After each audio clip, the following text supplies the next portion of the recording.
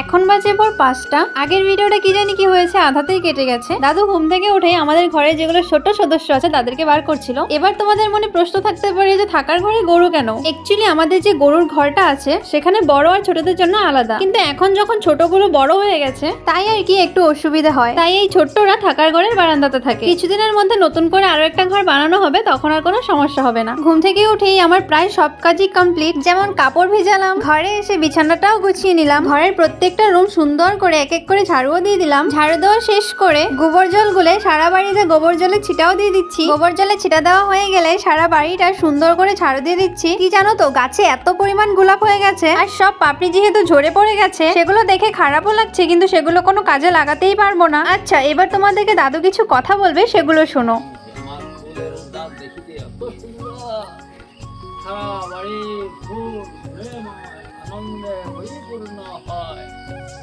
আমার ঠাকুরের আসলে পরিপূর্ণ করে আমি দিয়ে পাচ্ছি, কত সুন্দর দেখা যাচ্ছে, আমার মন পরিপূর্ণ হয়ে।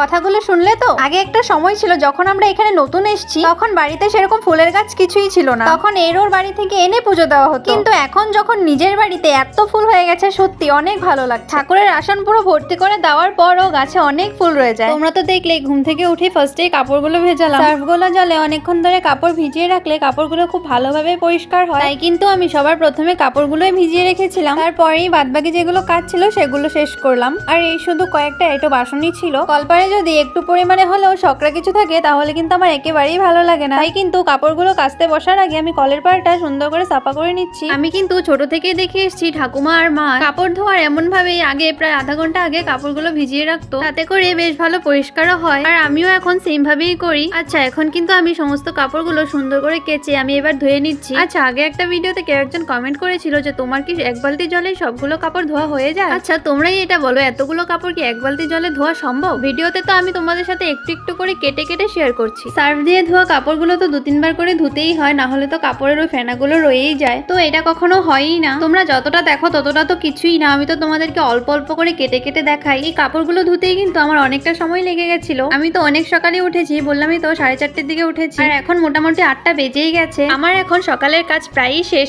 এখন আমি ব্রাশ করতে করতে তোমাদেরকে আমাদের বাড়ি কিছু কিছু গাছ দেখাই। গাছগুলোতে যখন এমন ভাবে ফুল ফুটে থাকে তখন কিন্তু দেখতে অনেক ভালো লাগে। যেমন দেখলে গোলাপ ফুল গাছ, আর এইদিকে রাস্তার সাইডে সাদা লাল কচু গাছ লাগানো, আর এইদিকে দেখো দাদু ফুল তুলছে। রাস্তা থেকে আমাদের বাড়ির দৃশ্যটা দাঁড়াও তোমাদেরকে একটু দেখাই। রাস্তা থেকে উঠানে এসে পাড়া দিলেই এরকম একটা সুন্দর দৃশ্য। তারপর তো এদিকে আরো বিভিন্ন ধরনের ফুল গাছ আছে, যেমন গন্ধরাজ, তগর। তো এদিকে আমি ব্রাশ করে চোখ মুখ ধুয়ে একেবারে স্নান করে আমি চলেও এসেছি। চলো, ভিডিওটা আমি এখানেই শেষ করছি।